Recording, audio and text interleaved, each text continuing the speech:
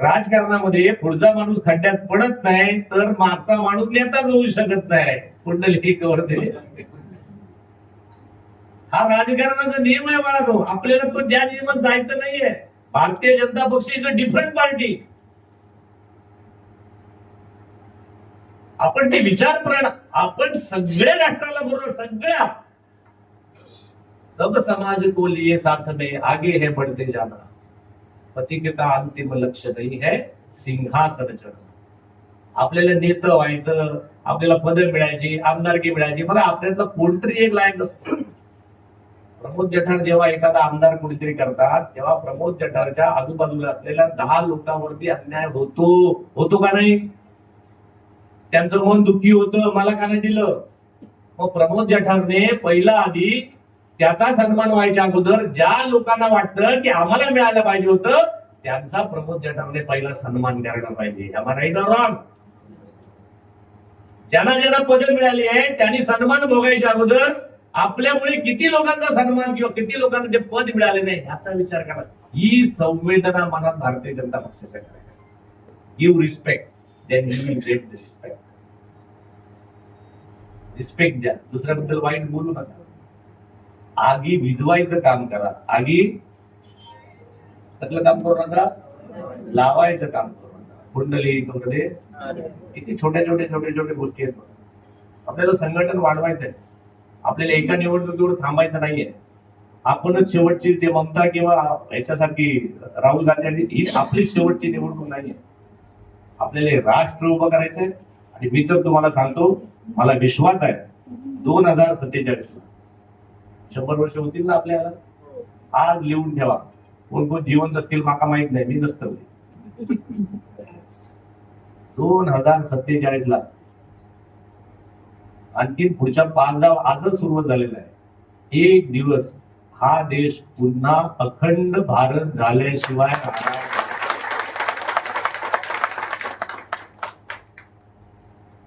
बघा आपले जे वरिष्ठ आहेत ना ते सॉलिड आहेत. म्हणजे 15 वर्षापूर्वी 25 वर्षापूर्वी रणजित आम्ही जेव्हा काम करायला लागलो आम्हाला कधीही वाटलं नाही राम मंदिर आमचं होईल. 500 वर्षापूर्वी तुटलं.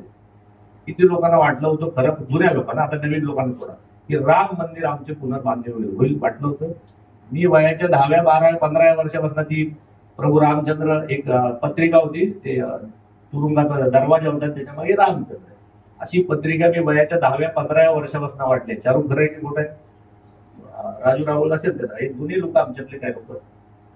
आम्हाला वाटायचं काय होणार आहे. पण मला सांगा कधी झालं 2022 ला प्रभू रामचंद्राचं मंदिर उभं राहिलं. मंदिर उभं राहिला हा विषय नाही. तुम्ही तुमच्या सनातन धर्म किंवा तुमची परंपरा तुमची संस्कृती तिला तुम्ही पुनर्निर्माण केलं. काश्मीरचं 370 कलम हटेल किती लोकांना माहिती होतं? कोणाला माहिती वाटत होतं हे इम्पॉसिबल काम, हे होणारच. आपलं सरकार आलं 370 कलम काश्मीर मधल्या सगळ्या त्या नेत्यांना नजरबंदी करून एक छदाम सुद्धा रक्त न सांडता सगळे टेलिफोन आणि सगळ्या सिस्टीम बंद करून संसदेमध्ये 370 कलम ॲबॉलिश करण्यात आलं. झालं का नाही? असे कितीतरी कायदे अजून आहेत की जे आपल्याला पॉप्युलेशन ऍक्ट असेल, कॉमन सिव्हिल कोड असेल, या अनेक गोष्टी आपल्याला करायच्या आहेत. त्याच्यातलाच आपला एक अजेंडा आहे. एक दिन अफगानिस्तान भी हमारा होगा, एक दिन बांग्लादेश भी हमारा होगा, एक दिन श्रीलंका भी हमारी होगी, एक दिन हमारा भारत अखंड होगा. तुम्ही म्हणाले इम्पॉसिबल है. इम्पॉसिबल है इसलिए पॉसिबल करने लायक है. आसान काम तो सभी करते. म्हणून आपण कार्यकर्ते बाळानो त्या मिशनचे कार्यकर्ते लक्षात घ्या. मग आपल्या लक्षात येईल आपली भांडणं, आपल्या पुरघोड्या, आपले पद हे सगळं फिजूल आहे. आपण एका निराळ्या कुठल्या तरी रस्त्याचे वाट सोडत, आपण निराळ्या मार्गाची मंडळी आहोत. आपण मेलो तरी पुढच्या पिढ्याने पिढ्या हा राष्ट्र टिकेल, हा विचार टिकेल, याच्या मताचे कार्यकर्ते बाळानो. त्यामुळे या समन्वयाच्या भूमिकेचा आपण सगळ्यांनी काम करावं. आणि शेवटच्या माणसापर्यंत बघा. पूर्वी आपण मोर्चा करायचो, आंदोलन करायचो, आणि आमची घोषणा काय होती चालू देसाई? पार्लमेंट से लेके पंचायत होती की नाही हो? आपण म्हणायचो ना, आम्हाला काय द्या राज्य, पार्लमेंट पासून पंचायत पर्यंत आम्हाला काय द्या, सरकार द्या. त्यांचे मॅडम बरोबर आहे. तुम्ही आंदोलन करायचं, जिल्हा अध्यक्ष होते, कशासाठी करायच्या? आम्हाला लोकांचा विकास करायचा. आता आपल्याला पार्लमेंट से लेके पंचायत राज्य दिलेलं आहे. पंतप्रधान आपले आहेत, राष्ट्रपती आपले आहेत, मुख्यमंत्री अनेक 19 राज्याचे आपले, आणखी 2-4-5 राहिले ते पण येतील. मग आता एवढं सगळं राज्य मिळालं, झेडपीचं राज्य आहे, बँकांचं राज्य आहे. मग आता एवढं मिळाल्यानंतर भारतीय जनता पक्षाचं दुसरं उद्दिष्ट आपल्याला पूर्ण करायचं, ते आहे अंत्योदयाचं. अंतिम माणसापर्यंत जो माणूस भुकेलाय, रंगलाय, गांजलाय, नाडीत आहे, पीडित आहे, त्याला राहायला घर नाही, पाणी नाही, निवारा नाही, अशा माणसापर्यंत पोहोचण्याचं काम प्रभाकर पंत आपण करतो. आपण काय झालंय, आपण सगळी एवढी थम्पिंग मेजॉरिटी, थम्पिंग सत्ता आल्यानंतर आहे ना, त्या सशासारखं झाल्या. आपल्याला माहिती आहे आपण जिंकलोय, आपण जिंकणारच आहोत.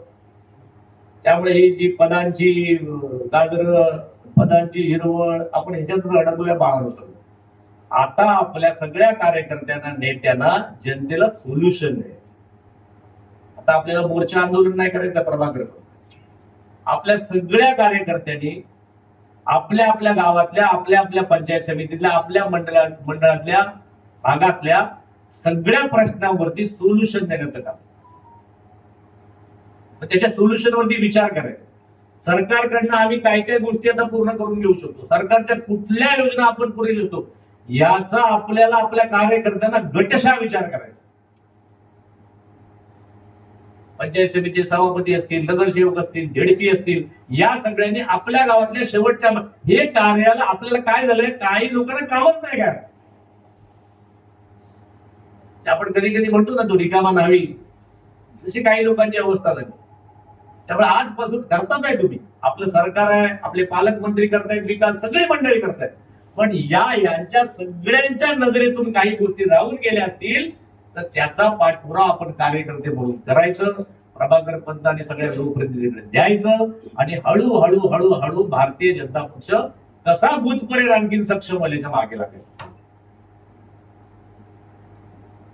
माझ्या सत्काराच्या निमित्ताने, बाळा हा काय माझा सत्कार नाही, हा पक्षाने दिलेली एक कामगिरी आहे. त्याच्यात माझी मर्दुमकी काही नाही. मी एवढे वर्ष याव केलं, त्याव केलं, केलं तर केलं.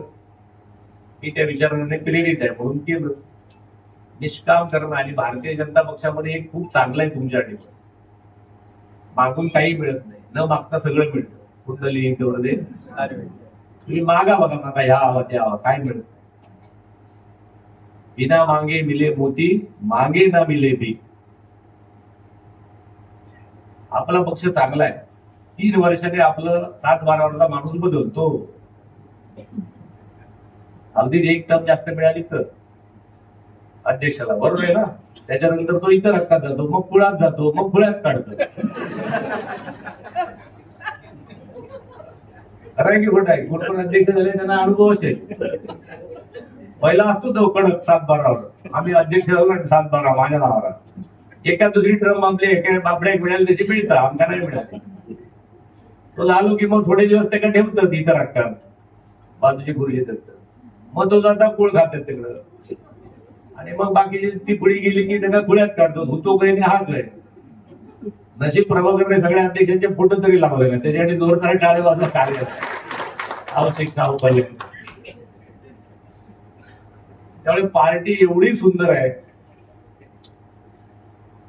खरं आहे की खोटे सांगा मला? कधीही कोणाला कुठलंही पद छान मिळू शकतं, आमदारकी, खासदारकी. तुम्ही मेहनत करत राहा, काम करत राहा, पक्षाचं लक्ष तुमच्याकडे आहे, इनोव्हेटिव्ह काहीतरी करा, चांगलं करा, आणि पक्षाचा विचारचा प्रचार आणि प्रसार करा. हे या निमित्ताने तुम्हाला सांगतो. पुन्हा एकदा आपल्या सगळ्यांचे आभार मानतो की आपण या ठिकाणी सत्कार घेऊन आणला. परंतु माझा सत्कार मी तोच समजेन की ज्या वेळेला पार्टीचा विचार आपण तळागाळापर्यंत. धन्यवाद.